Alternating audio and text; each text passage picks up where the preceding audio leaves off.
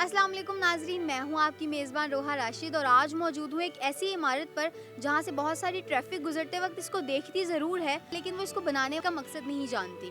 یہ عمارت تاریخ کی گڑھ میں کہیں گم ہو چکی ہے۔ میں آج موجود ہوں لاہور کے سمٹ مینار پر۔ آئیے جانتے ہیں یہاں سے گزرتی عوام سے کہ وہ اس عمارت کے بارے میں کیا جانتی ہے۔ اس پارک اور اس عمارت کے بارے میں آپ کو کیا پتا؟ اس کے بارے میں ہمیں کچھ بھی نہیں پتا۔ یہ ہے کہ بس انہوں نے بنائی ہے، مین شاہراہ ہے اس پہ بنا دی انہوں نے۔ اچھا، بنائی ہے تو کس نے بنائی ہے؟ یہ مستری نہیں بنائی ہے، ظاہری سی بات ہے۔ مستری نے کیوں بنائی ہے سر؟ یہ خوبصورتی کے لیے بنائی ہے انہوں نے۔ باہر سے انجوائے اس لیے کریں کیونکہ یہ دوسری اسلامی سربراہی کانفرنس کی یاد میں بنائی گئی تھی۔ یہاں سے آپ گزرتے تو ہیں لیکن اس کی ہسٹری نہیں پتا ہمیں۔ کبھی نہیں۔ اچھا، بہت شکریہ۔ انفارمیشن آپ نے دی، یہ نالج میں ہمارے اضافہ ہو گیا۔ اچھا، یہ بتائیے گا کہ جس مینار کے سامنے آپ کھڑے ہیں اس کی ہسٹری پتا آپ کو؟ یہ میرے خیال سے ذوالفقار علی بھٹو نے رکھا تھا اور قرآن مجید کا افتتاح کیا تھا۔ میرے خیال سے 27 رمضان تھی۔ بالکل سر، 27 رمضان تھی اور 1980 سن تھا۔ ہاں، یہی میرا خیال ہے کیونکہ اس وقت میری عمر بہت کم تھی، میں عمر میں کم تھا، بچہ ہی تھا جب ان کا دور آیا۔ اس کے بعد پھر مجھے یاد تھا کہ ذوالفقار علی بھٹو نے رکھا ہے۔ اس عمارت اور پارک کے بارے میں آپ کو کچھ پتا؟ اس کا یہ ہمارا جو سامنے سمٹ ملا، یہ بھٹو نے بنایا تھا۔ کانفرنس ہوئی تھی، اسلامی کانفرنس نا، اس کی یاد میں بنایا گیا۔ اس مینار کی ہسٹری آپ کو پتا ہے جہاں پر آپ آئے ہوئے ہیں؟ یہ مینار میرا خیال ہے کہ ذوالفقار علی بھٹو مرحوم شہید نے بنوایا تھا، ٹھیک ہے، اور ملک کے لیے انہوں نے بہت کام کیا ہے، جس طرح انٹرنیشنل لیول پہ جس طرح انہوں نے پاکستان کا نام روشن کیا ہے، لوگوں کو گیدر کیا ہے، کنٹریز کو گیدر کیا ہے، جو کہ پاکستان کے وسیع تر مفاد میں تھا، جس پہ انہوں نے عمل کیا ہے۔ آئی تھنک یہ اس کی یادگار ہے، اور ہم کراچی سے آئیں تو ہم ان چیزوں کو اسپیشلی دیکھتے ہیں۔ یہ ہمارا ورثہ ہے جو کہ پاکستان کا نام کا لوگوں کی نظر میں بھی زندہ رکھتے ہیں، اور ہماری نظر میں تو ہے ہی زندہ، پاکستان زندہ باد۔ دوسری اسلامی سربراہی کانفرنس کی یاد کے طور پر اسمبلی ہال کے سامنے موجود ایک پارک میں مینار تعمیر کروایا گیا۔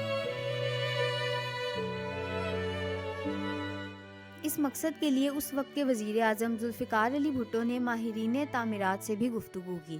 میناروں کے ڈیزائن کے مقابلے میں ترکی کے ماہر تعمیرات ودات نامی شخص کے بنائے ہوئے ڈیزائن کو سراہا گیا۔ یاد رہے کہ شاہ فیصل مسجد اسلام آباد کا نقشہ بھی ودات نامی شخص نے ہی تیار کیا تھا۔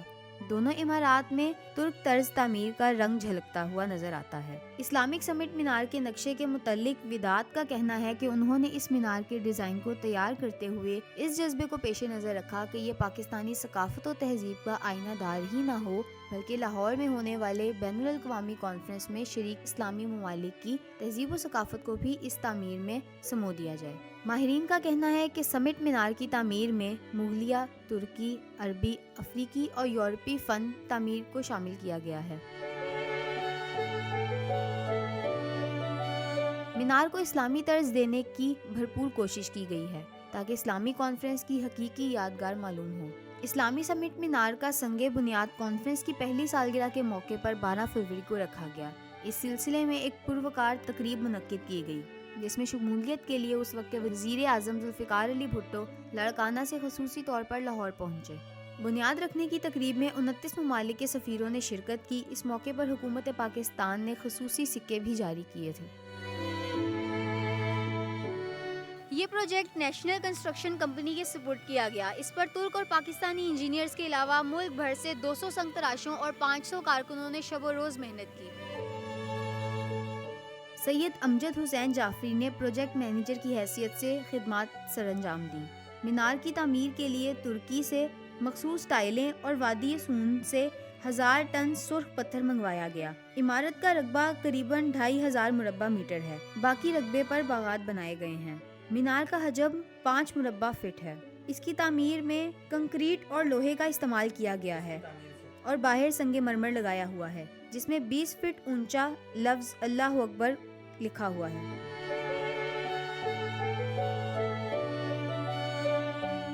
مینار کے حالوں میں آنے کے لیے ایک سیڑھی رکھی گئی ہے جو اسلام کے یکساں راستے کی علامت ہے۔ مینار کے ساتھ مرحوم ذوالفقار علی بھٹو کی ہدایت کے مطابق ایک عجائب گھر بھی بنایا گیا ہے۔ یہ ساری عمارت اس لیے زیر زمین رکھی گئی ہے کہ آس پاس کی عمارتوں کا حسن متاثر نہ ہو۔ زمین سے اٹھنے والے بڑے مخروطی پتھر سے مینار اوپر اٹھتا ہے۔ اس میں تالاب بنایا گیا ہے۔ یہ مخروطی پتھر اور تالاب ایک چوکور راستے کی مانند کھڑے ہیں جس پر مخروطی چھت ہے۔ مینار کی تعمیر کے سلسلے میں آفات سماوی آنے والے طوفانوں اور آندھیوں کی تباہ کاریوں کو بطور خاص مد نظر رکھا گیا ہے۔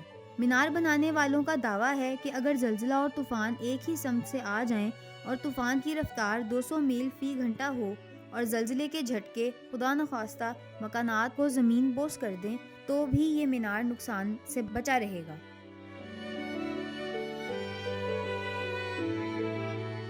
مینار کے تہخانے میں 4 کمرے ہیں جنہیں اسلامی ممالک کے میوزیم کی شکل دی گئی ہے۔ اس میں اسلامی ملکوں سے متعلق اشیاء شیشے کے شوکیسوں میں رکھی گئی ہیں۔ یہیں 4 کونوں میں انتظامیہ کے دفاتر ہیں۔ 2 ہالوں میں لیکچر دینے کے لیے نشستوں اور ڈائس کا انتظام بھی ہے۔